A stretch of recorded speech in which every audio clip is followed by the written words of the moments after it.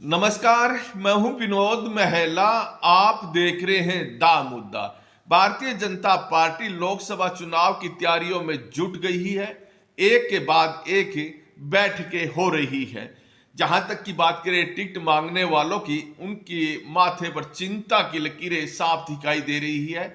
Bharatiya Janata party की प्रदेश उपाध्यक्ष बंतो कटारिया भी टिकट लेने को लेकर काफी परेशान है। बंतो कटारिया के पति रतन लाल कटारिया अंबाला संसदीय क्षेत्र से सांसद रहे हैं। पिछले दिनों उनका निधन हो गया था। अब बंतो कटारिया अंबाला संसदीय क्षेत्र से टिकट मांग रही है, लेकिन भारतीय जनता पार्टी ने उन्हें कुरुक्षेत्र जिले का प्रभारी बना दिया और बंतो कटारिया को लगा कि कुरुक्षेत्र जिले का प्रभारी बनाने का मतलब यह हो सकता है कि उन्हें पार्टी टिकट ही नहीं दे।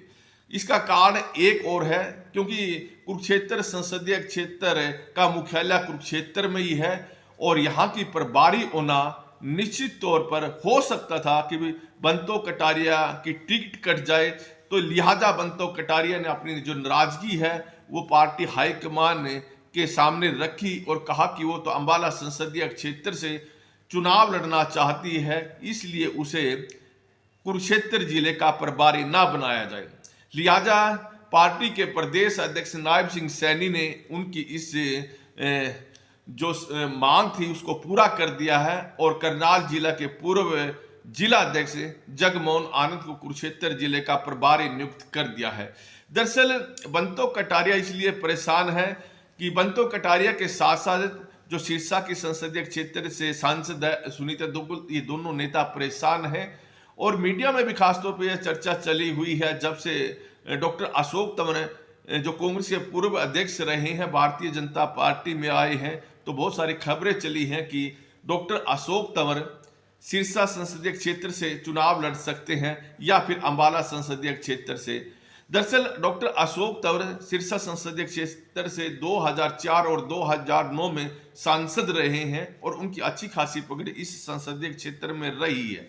जहां तक की बात करें 2019 के लोकसभा चुनाव में सुनीता दुग्गल यहां से सांसद बनी थी, लेकिन वहां इस संसदीय क्षेत्र में अब उनकी स्थिति कमजोर है। लेकिन सुनीता दुग्गल की प्रधानमंत्री नरेंद्र मोदी और केंद्रीय गृह मंत्री अमित शाह के साथ अच्छी बनती है। लिहाजा यह माना जा रहा है कि सुनीता दुग्गल का टिकट शायद ही कटे। लेकिन देखें तो दिल्ली में डॉक्टर अशोक तंवर की ज्वाइनिंग हुई है और उसके बाद उनके साथियों को पंचकूला में ज्वाइन कराया गया है।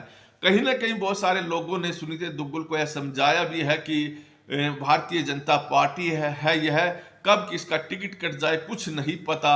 लिहाजा सुनीता दुग्गल भी थोड़ी एक्टिव हो गई और वहां पर कृष्ण बेदी ने भी काफी प्रयास किए थे कि वहां सिरसा संसदीय क्षेत्र से उन्हें टिकट मिल जाए, लेकिन वहां कृष्ण बेदी के भी पांव उन्होंने जमने नहीं दिए।